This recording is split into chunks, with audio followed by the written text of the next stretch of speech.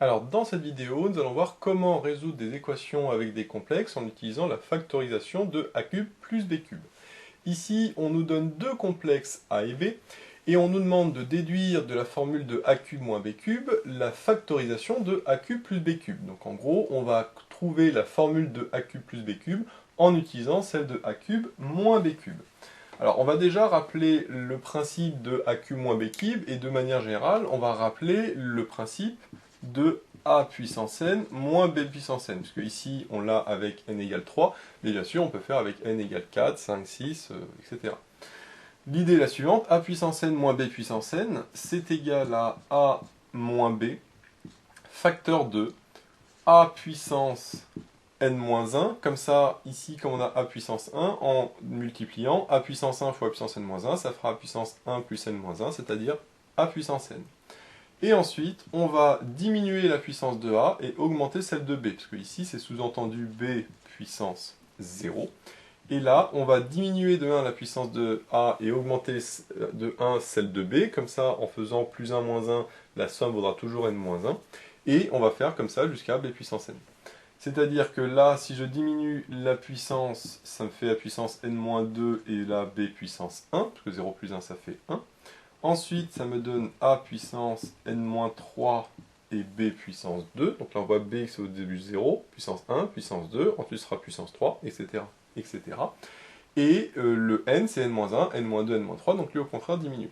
Et si on additionne les deux, à chaque fois ça me donne n-1, n-2 plus 1, ça fait n-1, n-3 plus 2, ça fait n-1, etc., etc. Donc si on continue, ça va faire n-4 et ici b puissance 3. À la fin, on arrivera à a puissance 0, et donc du coup b puissance n-1, puisque 0 plus n-1, ça fait n-1. Et donc la somme des puissances aura bien n-1. Et si le a puissance n-1 fois a puissance 1 donnait a puissance n, quand après on fait moins b fois b puissance n-1, parce que la puissance 0 ça fait 1, donc si on fait moins b fois b puissance n-1, ça nous donnera moins b puissance n, et donc je retomberai sur ce terme-là. Et après les autres termes, si on développe, vont s'annuler 2 à 2, et donc vont me donner au final a puissance n moins b puissance n. Donc si on applique ce principe avec a cube moins b cube, donc a cube moins b cube est égal à, donc au début on a a moins b, toujours, ça reste toujours, et après on a a puissance 2, parce que n vaut 3, donc n-1 ça vaut 2, et si on développe, a fois a carré ça donnera bien a cube. Ensuite on diminue la puissance de a, donc c'est a puissance 1, on augmente celle de b, donc c'est b puissance 1. Ensuite on diminue la puissance de a, donc c'est a puissance 0 qui fait 1, et on augmente celle de b, donc ça va faire b puissance 2. Et là c'est terminé parce que j'ai plus de a et j'obtiens b puissance n, et si je développe ici le b avec le b carré, ça me fera bien moins b cube. Et si on développe tout, on pourrait vérifier que ça va se simplifier. Par exemple, le a fois b, ça va faire a carré fois b, et ici le b fois a carré, ça fait moins a carré fois b. Et donc c'est pour ça qu'après, 2 à 2, les termes vont se simplifier. Maintenant, à partir de ça, à partir de cette formule, on nous demande de trouver la factorisation de a cube plus b cube.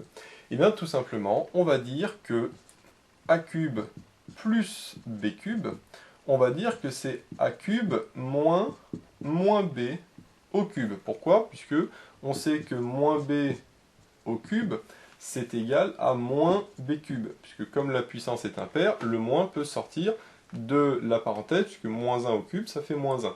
Donc si on fait moins b cube, ça fait moins b cube, c'est-à-dire plus b cube. Donc j'ai bien b cube qui vaut moins b au cube. Donc là, ce que j'ai remplacé ici, b cube par moins b au cube. Et donc là, je vois que j'ai bien a cube moins b cube, mais attention, le b vaut moins b. Donc là, je vais mettre des primes pour bien voir la différence entre les b. Donc là, je vais mettre des primes. Donc là, j'ai b prime, b prime, b prime, b prime. Donc là, j'ai bien a cube moins b prime au cube avec b prime qui est égal à moins b. J'en déduis donc que a cube plus b cube, c'est égal à cette formule-là, mais en remplaçant b' par moins b. Donc si je remplace b' par moins b, ça va me faire moins b, donc plus b. Donc ici, ça va me donner a plus b. A carré, ça ne va pas changer parce que de toute façon, il n'y a pas de b. B' vaut moins b, donc ici, ça fait moins ab. Et le b' au carré, et ben, ça ne va pas changer parce que b' au carré, ça fait moins b le tout au carré, mais moins b le tout au carré, ça fait b carré, puisque le moins au carré fait moins 1, fait 1. et donc ici, ça va me donner plus b carré. Et là, si je développe, je pourrais regarder en développant et vérifier que, comme tout à l'heure, ça s'annule bien. Le a fois a carré, ça vient donner a cube. Le b fois b carré, ça vient donner plus b cube. Ensuite, le a fois moins ab, ça donne moins a carré b. Et le b fois a carré, ça donne plus a carré b. Donc ça va simplifier. Pareil, le a fois b carré. Et le moins b fois a carré, ça va donner plus ab carré, moins ab carré. Donc ça va simplifier. Donc voilà la factorisation de a cube moins b cube qui se déduit d'un simple changement de variable de celle de a cube moins b cube. Par contre, attention à bien mettre pas le même b parce que c'est pas le même b, donc à mettre un b' pour pas tout confondre. Maintenant, on nous demande de résoudre z cube plus 8 est égal à 0. Alors, si on nous demande ça juste après, c'est évidemment qu'il y a un lien avec la formule que l'on vient de trouver. Donc si on fait z cube plus 8 égale 0, le but, comme c'est égal à 0, c'est de factoriser z cube plus 8, parce qu'on sait que quand on factorise, quand on résout égal 0, on pourra faire équation produit nul, et donc l'un des deux facteurs qui est égal à 0. Alors le z au cube, donc ça va correspondre au cube, par contre le 8, on voit qu'il n'est pas au cube. Donc on ne peut pas dire que le b est égal à 8. Par contre, on peut transformer le b en 2 au cube, parce qu'on sait que 8, c'est égal à 2 puissance 3, parce que 2 puissance 3, c'est 2 fois 2 fois 2, ça fait bien 8. Et donc, en remplaçant juste le 8 par 2 au cube, ben là je vois que j'ai fait apparaître a cube plus b cube. Et donc je vais pouvoir remplacer a cube plus b cube par cette formule avec le a qui vaut z et le b qui vaut 2. Donc si je remplace, ici ça me donne a plus b, c'est-à-dire z plus 2. A carré, ça me donne z carré. Moins ab, ça fait moins 2z. Parce que le a vaut z et le b vaut 2, donc z fois 2, ça fait 2z. Et b carré, ça donne 4. Donc ici, j'ai plus 4. Et tout ça, bien sûr, est égal à 0. Donc là, comme on le voit, il suffit tout simplement d'utiliser la formule de a cube plus b cube avec a égale z et b égale 2. Maintenant, j'ai, comme je l'ai dit tout à l'heure, une équation produit nul. C'est-à-dire que j'ai ça fois ça est égal à 0. Je sais que ça veut dire que l'un des deux termes est égal à 0, c'est-à-dire z plus 2 égale 0, ou z carré moins 2z plus 4 est égal à 0. Ici, ça me donne z est égal à moins 2, donc ça me donne déjà une première solution. Et là, par contre, j'ai un polynôme du second degré, et donc pour résoudre ce polynôme du second degré qui est égal à 0, je sais qu'il faut que je fasse le discriminant delta b carré moins 4ac. B carré, le b vaut moins 2, donc moins 2 au carré, ça fait 4. Moins 4 fois petit a qui vaut 1, fois petit c qui vaut 4. 4 fois 1, ça fait 4, 4 fois 4, ça fait 12, donc, 16, pardon, donc ça fait 4 moins 16.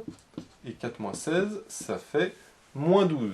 Donc là, j'ai un delta qui est strictement négatif, donc je sais que j'aurai deux racines complexes, et en plus je sais qu'elles seront conjuguées, puisque ici, j'ai des coefficients qui sont réels. Donc, on va pouvoir résoudre et trouver Z1 et Z2. Donc pour trouver Z1 et Z2, on applique la formule qui est que Z1 égale moins B moins I racine de valeur absolue de delta sur 2A. Et Z2 qui est pareil mais avec un plus, c'est-à-dire moins B plus I racine de valeur absolue de delta sur 2A.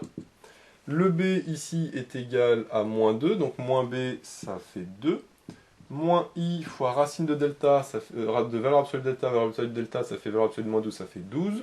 Donc ça fait racine de 12, mais racine de 12, je sais que c'est 12 c'est 4 fois 3.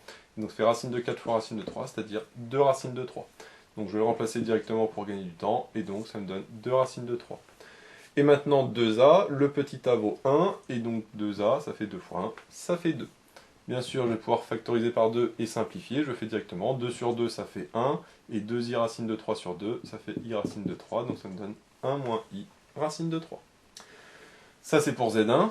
Maintenant pour Z2, c'est pareil avec un plus, donc là ça veut dire que j'ai un plus ici, et donc je vais écrire directement, hein, c'est évident, j'ai pas besoin de tout refaire, donc ça me donne Z2 est égal à 1 plus i racine de 3, donc qui est bien le conjugué de Z1, ça c'est du fait que les coefficients A, B, C sont réels. Quand les coefficients A, B, C sont réels, on sait que Z1 et Z2 sont conjugués.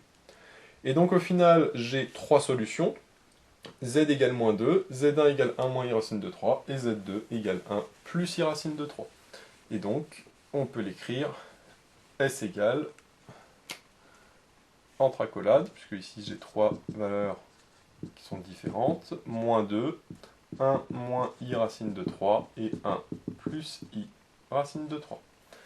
Alors ça c'était une première méthode, parce qu'ici il demandait la factorisation. Bien sûr l'autre méthode c'est d'isoler, de passer le 8 à droite et donc dire que c'est moins 8, et de faire les racines énièmes de l'unité. Donc en disant que z au cube c'est moins 8 au cube, etc. etc. Et donc je vous invite à le faire en résolvant avec l'autre méthode qui est les racines énièmes de l'unité qu'on verra dans d'autres vidéos. Et à ce moment-là vous verrez qu'on retrouve bien ces différentes valeurs, c'est-à-dire moins 2, 1 moins i racine de 3 et 1 plus i racine de 3. Déjà le moins 2, rapidement on peut vérifier que c'est bien solution, parce que moins 2 si on remplace, moins 2 au cube ça fait moins 8 plus 8 ça fait bien 0. Donc déjà le moins 2, ça c'est bon, c'est bien une racine, et les deux autres vous pouvez remplacer aussi, éventuellement avec la forme exponentielle, et vous verrez que ça marche aussi. Et maintenant la troisième question, c'est un peu le même principe, sauf que ici, la petite différence, c'est qu'on n'a pas z, mais on a z-7 au cube. Et le 125, qui lui non plus n'est pas au cube, est égal à 0. Alors z-7 au cube plus 125, donc on a z-7 au cube plus 125 égale 0. Donc là on reconnaît encore quelque chose du style a cube plus b cube, sauf qu'encore une fois, on se doute que ça va être ça, puisque on avait demandé a cube plus b cube, sauf qu'encore une fois, le 125 n'est pas au cube. Sauf que 125, je sais que c'est égal à 5 fois 25, et 25 c'est égal à 5 au carré. Et donc 5 fois 5 au carré, ça fait 5 au cube. Donc le 125, je vais directement le remplacer par 5 au cube. Et là maintenant, j'ai bien fait apparaître a cube plus b cube, avec le petit a qui vaut z-7 et le petit b qui est égal à 3. Et donc je vais pouvoir appliquer la formule que j'ai vue tout à l'heure, et donc que je vais réécrire parce que je l'ai effacée. Donc on avait vu que a cube plus b cube, c'est égal à a plus b, facteur de a carré moins ab plus b carré. Donc si j'applique cette formule, cette fois-ci avec le petit a qui est égal à z-7 et petit b qui est égal à 5, ça me donne a plus b ça fait z-7 plus 5, z-7 plus 5, facteur de a carré, c'est-à-dire z-7 au carré, moins ab ça fait moins petit a fois petit b, donc fois 5, et enfin plus b carré, ça fait plus 5 au carré. Et bien sûr, tout ça est égal à 0. Z-7 plus 5, moins 7 plus 5, ça fait moins 2, donc ça me donne z-2. Ensuite, z-7 au carré, je vais le développer, donc z au carré, ça me donne donc z au carré. Ensuite, moins 2ab, ça me donne moins 14z, plus 49, que 7 au carré, ça fait 49. Ensuite, ici, j'ai le moins avec le 5, avec le z-7, je vais tout développer. Donc 5 fois z fait 5z, donc avec le moins, ça fait moins 5z. Et moins 7 fois 5, ça fait moins 35, mais moins 35 avec le plus, ça fait plus 35. Et enfin, je n'oublie pas le 5 au carré, qui vaut 25, donc j'ai ici plus 25. Et tout ça, bien sûr, qui est égal à 0. Maintenant, je vais pouvoir simplifier tout ça. Et donc, ça me donne z-2. Et ici, j'ai le z carré. Qu'est-ce que j'ai en z? J'ai moins 14z, moins 5z, donc ça me fait moins 19z. Et qu'est-ce que j'ai en termes constants? 35 plus 25, ça me donne 60. Et 60 plus 49, ça me donne 109. Donc plus 109, tout ça, qui est égal à 0. Alors, donc là on va faire comme tout à l'heure, on va se dire, bah tiens, ça me fait z-2 égale 0, ou ce polynôme du second degré égale 0. Donc là ça va me faire z égale 2, ça c'est évident, et par contre ici, encore une fois, j'ai un polynôme du second degré, donc il va falloir que je résolve l'équation avec delta, etc. Alors le souci ici, c'est que les termes qu'on a, c'est moins 19 et 109. Donc on va faire b carré, déjà 19 au carré, ça va être compliqué, et 4ac, bon ça se fait, mais c'est quand même très compliqué pour finalement un petit calcul uniquement de discriminant. Donc là, la petite astuce qu'on va faire, c'est que en réalité, on va revenir en arrière. Et ici, si on regarde, on avait un polynôme du second degré qui était quand même beaucoup plus simple, puisque les coefficients c'était 5 et 25, 5 au carré. Et donc, si je pose grand Z qui vaut Z-7, ben là au moins, j'aurai non pas des 14, 19, etc., mais j'aurai des termes qui sont plus simples. Donc ce que je vais faire, c'est que cette équation, donc là, alors déjà le Z-2 égale 0, ça me donne Z égale 2, donc ça c'est la première étape, et là, je vais reprendre, donc dire ça est égal à 0, qui correspond à ça, en disant que, en posant z égale z-7, j'ai grand Z au carré, donc ça c'est z-7, z-7 c'est grand Z, donc ça fait moins 5 grand Z, plus le 5 au carré qui vaut 25, est égal à 0. Et là, je vais résoudre pour trouver grand Z, et une fois que j'aurai grand Z, je trouverai petit z en passant le 7 de l'autre côté. Maintenant, je vais pouvoir faire mon delta, et là c'est beaucoup plus simple d'avoir moins 5 et 25 que moins 19 et 109. Donc b carré moins 5 au carré, ça fait 25. Moins 4 fois a fois c, petit a vaut 1, petit c vaut 25. 4 fois 1 fois 25, ça fait 100. 25 moins 100, ça fait moins 75. Donc là, encore une fois, c'est négatif. Et comme c'est négatif, je sais que j'aurai deux racines complexes conjuguées, encore une fois, puisque les coefficients sont positifs. Et donc ça me donne, attention, non pas petit z, mais grand z1. Donc moins b, moins i racine de delta sur 2a. Et je vais mettre directement z2 qui est égal à z1 bar, parce que comme j'ai dit, les deux sont conjugués puisque les coefficients sont positifs. Maintenant, moins b, donc le b vaut moins 5, donc moins b, ça fait 5. Ici, c'est valeur absolue de delta, évidemment. Valeur absolue de delta, ça fait 75, mais je sais que racine de 75, 75 c'est 25 fois 3, donc ça me donne 5 racine de 3, parce que racine de 25, ça vaut 5. Donc là, ça me donne plus 5i racine de 3, pas oublier le i. Alors pardon, moins, parce que j'ai dit que c'était ici, c'est moins. Donc ça me donnait moins 5i racine de 3. Et 2a, ça vaut 2, puisque petit a est égal à 1. Donc j'ai z1 qui est égal à ça, et z2 qui est égal à z1 bar, c'est-à-dire pareil, mais avec un plus au milieu, donc 5 plus 5i racine de 3, le tout, divisé par 2. Alors attention, ça c'est pas les solutions petit z1 et petit z2. Moi ce que je sais, c'est qu'il faut que je repasse en grand z, en petit z, et je peux dire que grand z1 c'est z-7, donc ça c'est le grand z1, je peux dire que c'est petit z1 moins 7, et de la même manière, grand z2, je peux dire que c'est petit z2 moins 7. Et j'ai qu'à passer le moins 7 de l'autre côté qui me fera plus 7, donc ici ça me fera non pas z moins 7, mais z1 égale 7 plus tout ça. Et le 7, je peux multiplier par 2, ça fera faire 14, et 14 plus 5, ça fait 19. Donc ça fait 19 moins 5i racine de 3 sur 2. Et là, pareil, ça me donnera la même chose. Donc 2 fois 7, 14 plus 5, donc ça donnera 19 plus 5i racine de 3 divisé par 2. Évidemment, les deux sont conjugués, parce que si je reprenais l'expression en petit z que j'avais, avec z carré moins 19 plus 109 égale 0, là encore, les coefficients ABC étaient réels, donc le petit z1 et petit z2 seraient de toute façon conjugués, ce qui est bien le cas ici, que je fasse le changement de variable ou pas, ça ne change absolument rien au fait que les racines sont conjuguées. Et si vous regardez bien, je retombe sur le 19, et le 19 était bien le moins b que j'avais tout à l'heure, parce que si vous reprenez tout à l'heure l'expression que j'avais avec z carré, c'était petit z carré moins 19z, 19 petit z plus 109 était égal à 0. Donc j'avais b qui valait moins 19, donc si j'avais résolu directement en faisant delta, etc., j'avais moins b, donc plus 19, moins i racine de delta, etc. sur 2a, et donc je serais tombé sur la même chose. Et si vous calculez ça, vous verrez qu'en réalité, le delta est égal au même, évidemment, il vaut aussi 75, c'est pour ça que je retombe sur la même expression que ici, et que le moins 7, finalement, va uniquement changer la partie réelle, et pas la partie imaginaire, et le 19 vient bien du moins b avec le b qui vaut moins 19. Et donc, comme tout à l'heure, j'ai S qui est égal, donc, à trois valeurs, c'est-à-dire le 2, le Z1 et le Z2. Je ne vais pas tout réécrire, je vais écrire 2 Z1 et Z2 avec Z1 et Z2 qui sont les valeurs trouvées ici. Alors de manière très simple, on va vérifier aussi que là 2 est bien racine. Si je remplace Z par 2, 2 moins 7, ça me fait moins 5. Moins 5 au cube, ça me fait moins 125. Et moins 125 plus 125, ça fait bien 0. Et donc, évidemment, je trouve bien que 2 est racine. Et après, je pourrais vérifier aussi que Z1 et Z2 sont bien racines également. Et là, c'est un petit peu plus compliqué de vérifier. Donc, comme on le voit ici, la factorisation de a cube moins b cube nous permet de résoudre ce type d'équation, mais on peut aussi résoudre, comme j'ai dit, avec la racine linéaire de l'unité qu'on verra dans d'autres vidéos.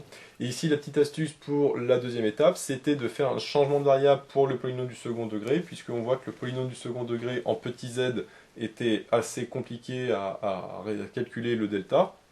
En tout cas, de tête, bien sûr, la calcul c'est facile, mais de tête c'était plus compliqué. Donc rien n'empêche de revenir à l'expression d'avant, où on avait grand Z égale Z-7, en faisant un changement de variable, ce qui permet d'avoir une expression du second degré avec des coefficients baissés beaucoup plus simples pour calculer le delta. Et au final, en repassant avec le changement de variable inverse, on retombe sur, évidemment, les bonnes solutions, mais bien penser à refaire le changement de variable inverse, puisque c'est pas grand Z1 et grand Z2 qui sont sollicités de l'équation, mais petit z1 et petit z2.